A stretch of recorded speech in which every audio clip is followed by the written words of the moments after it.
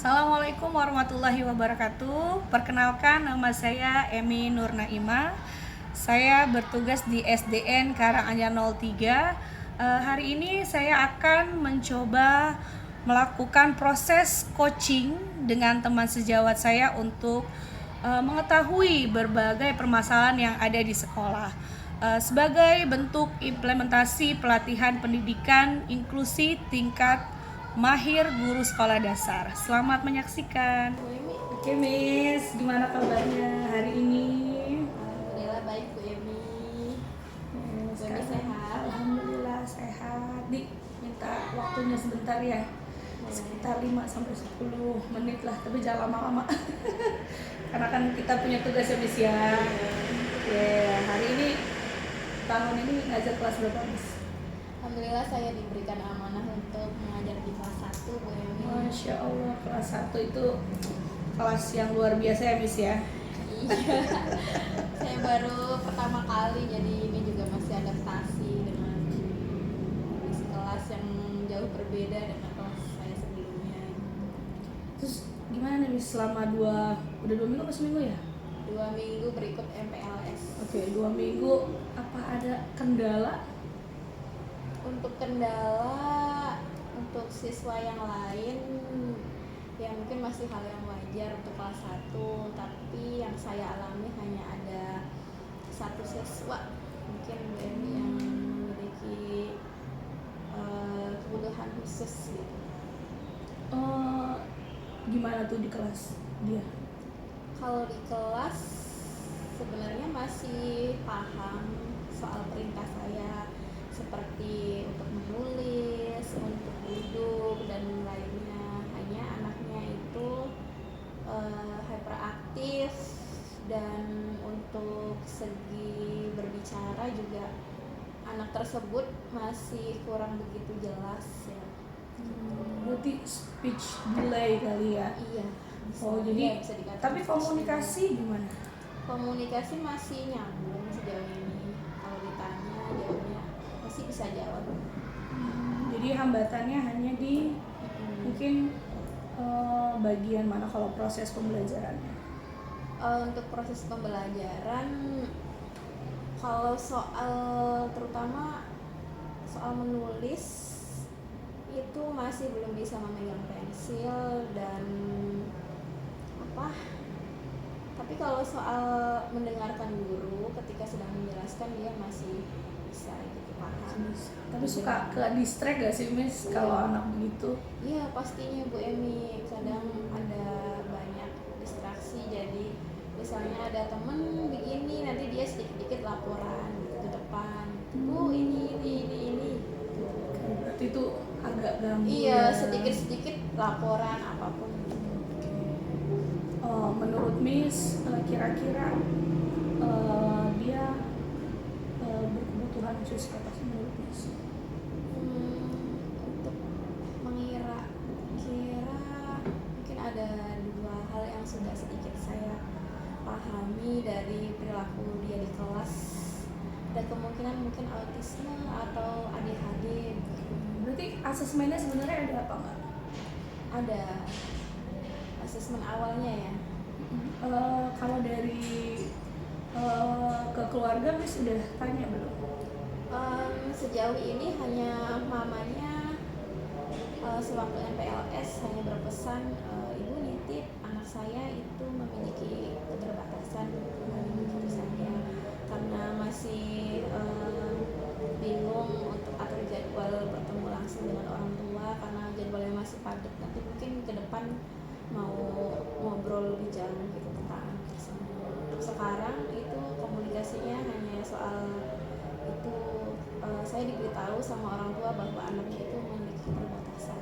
Berarti orang tua mengakui ya, tapi memang mungkin belum ke dokter atau ke orang yang lebih mumpuni gitu ya. Tapi kalau di kelas itu ada kelebihannya nggak, Mas? Ada, tentunya Bu Emi.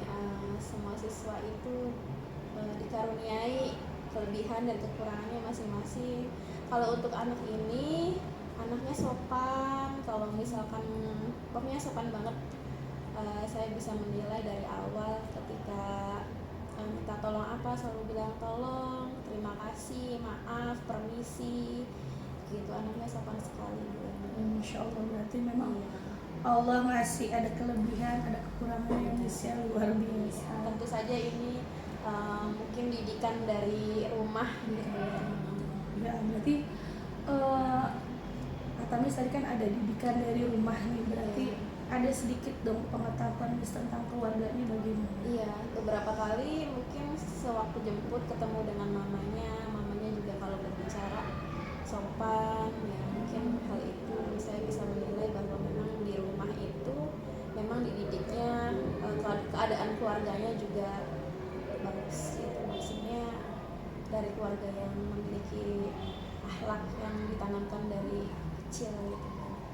Kira-kira nih kenapa sih, tapi belum nanya ya kenapa harus, karena dia tahu anaknya berkebutuhan khusus tapi kenapa belum dicek ke dokter gitu ya, belum ya, mungkin nanti bisa ditanyakan ya, mungkin ada kendala dari ekonomi atau apapun gitu ya, berarti nanti PR ya Miss ya. Nanti mungkin ya kita kan juga nggak bisa ngejudge nih anak berkebutuhan khusus gitu, kita kan harus butuh waktu, tapi memang ada kendala ya, ada hambatan gitu ya yang membuat di kelas 1 tuh agak terganggu gitu ya Miss ya. Kira-kira nih strategi apa yang akan dilakukan Miss di kelas untuk siapa namanya Miss? Namanya Revan. Kira-kira apa nih Miss strateginya di kelas? Untuk strategi yang sudah saya pikirkan Bu Emi, mungkin salah satunya itu saya butuh waktu lebih banyak untuk bersama Revan gitu, karena di kelas kan saya tidak selamanya mengawasi Revan, ada 31 siswa lainnya, jadi saya mungkin nanti minta waktu tambahan untuk Revan gitu, agar mungkin sepulang sekolah atau kapan waktunya gitu, nanti saya bicarakan dengan orang tuanya gitu. Terus juga mungkin butuh media pembelajaran yang konkret seperti gambar, terus benda nyata, atau untuk belajar membaca butuh kartu huruf gitu. Berarti belum bisa baca ya Miss ya? Belum, karena memang anak tersebut juga tidak TK, jadi makanya Bu Emi yang saya katakan pertama bahwa anak tersebut untuk memegang pensil aja tuh masih diarahin. Oke, berarti untuk pembelajaran di kelas itu kira-kira pembelajaran yang pas itu diferensiasi atau kinestetik Miss? Mungkin diferensiasi sih Bu Emi, karena kan kondisi anak tersebut sangat berbeda dengan yang lainnya gitu. Dari segi ya mungkin kalau misalkan dibilang kinestetik ya semua siswa juga bisa dikatakan mempunyai. Kalau misalkan udah bosen pasti larinya kemana gitu, tapi untuk Revan ini saya mungkin lebih ke diferensiasi karena memiliki kebutuhan khusus tersebut, jadi memang harus dikhususin. Mungkin duduknya di dekat Miss atau di tempat yang dekat temennya? Kalau untuk sekarang saya masih di dekat temennya supaya saya juga bisa lihat gimana perkembangan sosialisasi anak tersebut. Berarti ada beberapa part soal mungkin ya, misalnya temennya dikasih misalnya A B C D suruh nulis 5 nomor, mungkin dia hanya 1 karena dia kan masih belajar ya. Iya, betul. Masih belajar megang pensil, terutama itu kan yang utamanya itu dulu ya Miss ya, karena kan dia juga nggak TK. Memang harus diferensiasi. Oke. Dari kejadian Revan ini, kira-kira pihak siapa aja nih yang harus dilibatkan Mas? Terutama orang tua sih Bu Emi. Kemarin juga saya sudah katakan ke mamanya bahwa Revan itu butuh di rumah juga harus diberi memberi perhatian lebih gitu untuk sama-sama kita dorong untuk perkembangan belajar gitu, maupun perkembangan emosional Revan gitu. Sama mungkin saya juga butuh tutor temannya yang sabar, karena yang saya perhatiin itu Revan itu anaknya suka bersosialisasi gitu, nggak tipikal yang menyendiri enggak gitu. Mungkin yang dari awal autisme mungkin ya sedikit ya, tapi anaknya itu suka bersosialisasi Bu Emi, jadi sama temennya itu cepat akrab gitu. Mungkin kalau misalkan belajar sama temennya yang lebih ini juga mungkin salah satu hal yang bisa diterapin kolaborasi. Berarti pertama memang orang tua yang bisa, orang tua itu memang harus tahu keadaan anaknya. Jadi kita harus kerjasama. Jadi di sekolah belajar apa, di rumah pun harus belajar apa, gitu ya. Terus tutor temen yang sabar ya, karena mungkin dia banyak nanya, hiperaktif juga. Menurut Miss butuh dokter nggak sih Miss untuk asesmen? Iya, kalau misalkan orang tuanya mampu gitu ya, saya sih pengennya begitu, karena kelas yang sebelumnya saya pegang itu memang dia khusus ke psikiater juga, jadi perkembangan pun yang bagus.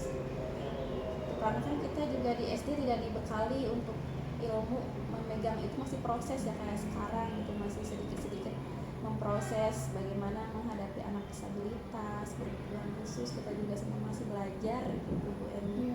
Jadi tentu kalau misalkan butuh tidak sih dokter atau psikiater itu sangat Ya, karena asesmen itu kan penting supaya kita tahu sebenarnya Revan ini masuk ke berkebutuhan khusus apa. Jadi supaya guru ini tidak salah langkah istilahnya gitu ya. Iya betul Bu. Jadi masuknya kemana sih, autis atau ADHD atau apa? Jadi kita nggak salah langkah, kita kita tidak strategi. Terus kita harus menyusun Miss ya. Jadi kalau kita udah tahu asesmen tuh anak tersebut, jadi kita harus bikin seperti modul ajar tapi untuk anak tersebut. Jadi biasanya kalau ada anak berkebutuhan khusus tuh modul ajar kita tuh agak berbeda. Jadi digabung, memang ada diferensiasinya itu loh. Jadi siapa yang berkebutuhan khusus, siapa yang normal. Itu nanti modul ajar itu seperti itu. Kira-kira indikator apa yang ingin dicapai di kelas ini untuk si Revan? Untuk Revan indikator sementara ya salah satunya itu untuk memudahkan di kelas, mungkin lebih ke bisa diem gitu. Kalau soal diarahkan masih diminta duduk tapi sebentar kemana gitu. Iya Mas, ada indikasi hiperaktifnya juga ya Mas ya. Susah Iya, jadi kan dikit-dikit temennya nih si Revan kesini, nih si Revan ini gitu. Ada aja temen-temennya yang merasa terganggu karena nomor itu. Oke Miss, dari obrolan kita tadi ya, kira-kira nih apa aja yang harus dilakukan Miss di kelas nih supaya Revan bisa kondusif dan teman-temannya juga kondusif?